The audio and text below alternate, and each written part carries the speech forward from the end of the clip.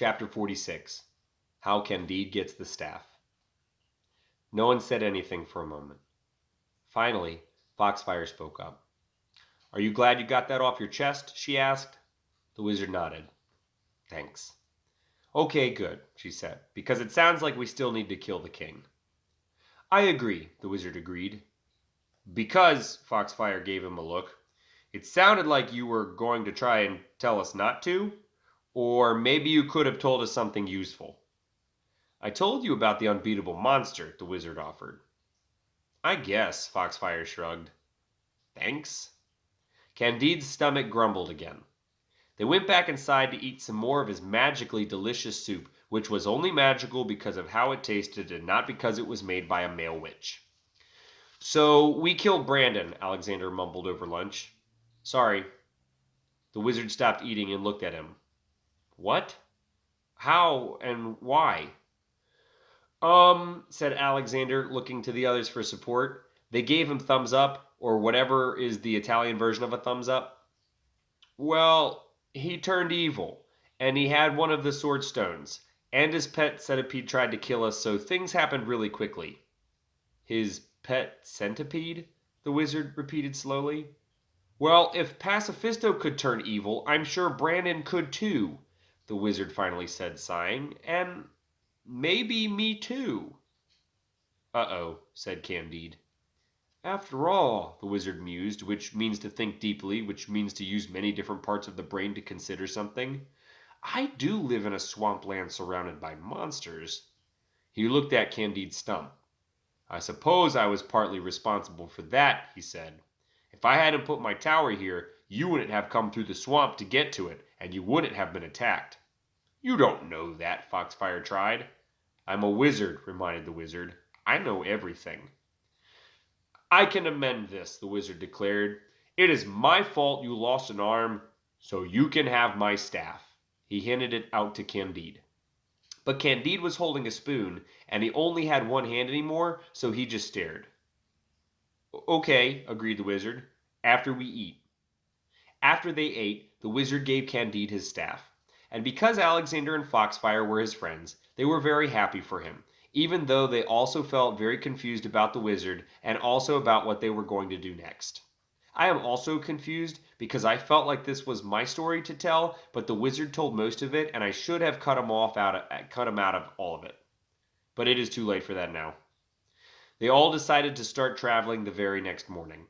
The wizard said he wanted to visit the death places of his newly discovered dead friends, and then he would meet them someplace later.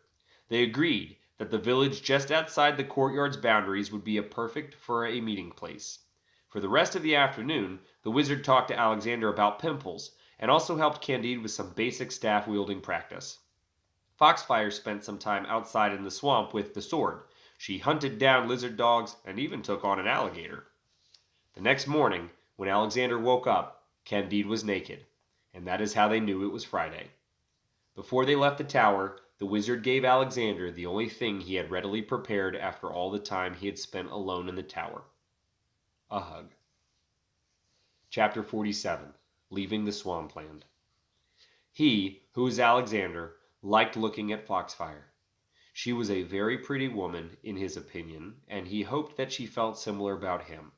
They had shared several tender moments on their journey so far, and he thought about them often. This is the reason why he let her carry the sword. Since the ring and the perfume were gone, he even gave her the sheath that he had designed. After all, he was carrying the knapsack.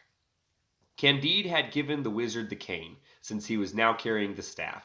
It didn't fit on his back very well, so he had to use it like a walking stick. But this gave him plenty of time to practice with it. As they walked through the swampland, he figured out how to levitate the rain away from them. He also accidentally wiped his own memory, so he forgot how to levitate the rain.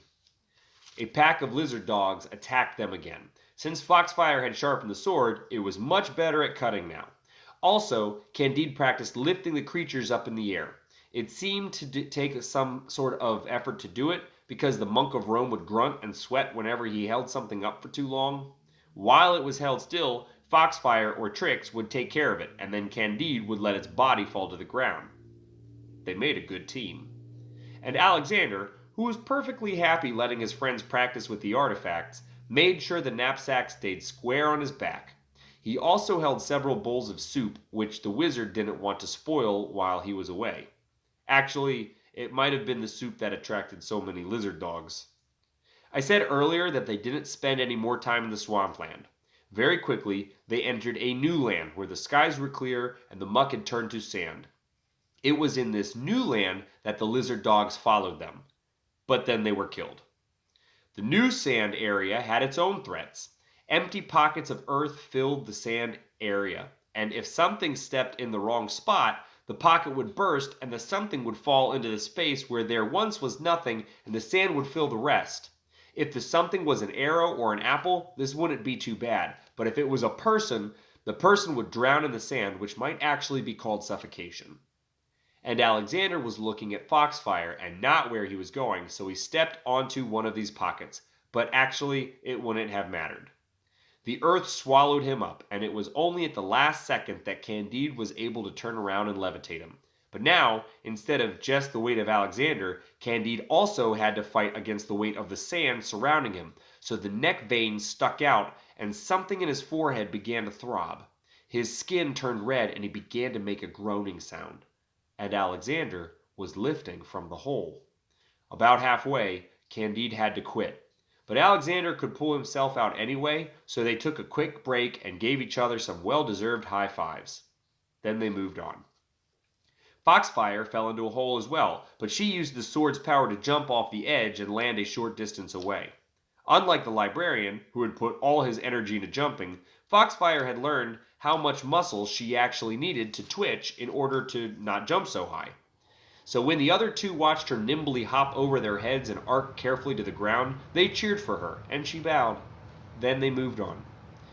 Although this land had killed hundreds of full-grown soldiers and thousands of wandering animals, the heroes in this story found themselves enjoying the time they spent there more and more. They practiced their levitation and their jumping and their carrying knapsack skills, and the whole time they laughed and cheered and high-fived, and I only just now realized that Candide could not have participated in the high-fives. That's too bad. Eventually, Candide was strong enough to be able to raise their entire party off the ground and slowly float them across the sands. Foxfire discovered that if she used the firestone on the sword, she could carve pictures in the sand and they would turn into glass. And Alexander hardly even felt the knapsack on his back anymore. They found themselves on the edge of a great body of water, and it was here they settled down for the night.